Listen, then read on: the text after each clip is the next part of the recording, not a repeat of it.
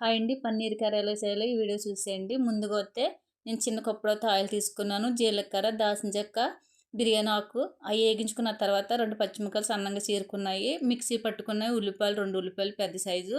అలాగే నేను వస్తే కొంచెం కరివేపాకు కూడా తీసుకున్నాను. బాగా వేగించుకున్న తర్వాత రెడ్గా ఉన్న టమాటీలు వస్తే మిక్సీ పట్టుకున్నాను. 3 టమాటీలు అవి కూడా బాగా వేగించుకున్న తర్వాత మనం మాడనివ్వకుండా కొంచెం బాగా ఎక్కువసేపు వేగించుకుని ఆయిల్ అన్నది పైకి రావాలి. ఒక 10 నిమిషాలు మూత పెట్టుకున్న తర్వాత ఇంకోసారి మళ్ళీ కలిపేసుకోవాలి. మనం కారం వేయకపోయినా సరే కారం రంగు వచ్చేయాలి.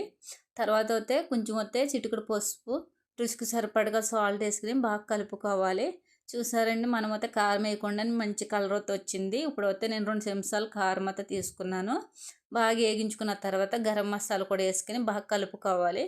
కలుపుకున్న తర్వాత అల్లం వెల్లుల్లిపాయ పేస్ట్ కూడా వేసుకుని బాగా కలిపేసుకున్నాక ఇప్పుడు పన్నీరు మనం సన్నగా కట్ చేసుకున్నా కూడా వేసుకుని బాగా కలుపుకోవాలి.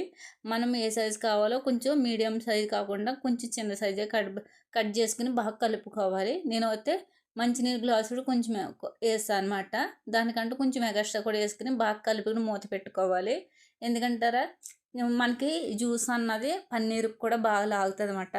చాలా టేస్ట్ నూరూరే పన్నీర్ కర్రీ చాలా రెడీ అయిపోతుందండి.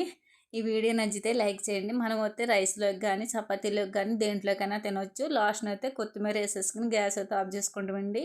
ఈ వీడియో నచ్చితే కానీ లైక్ చేయండి. ఓకేనండి, బాయ్ బాయ్.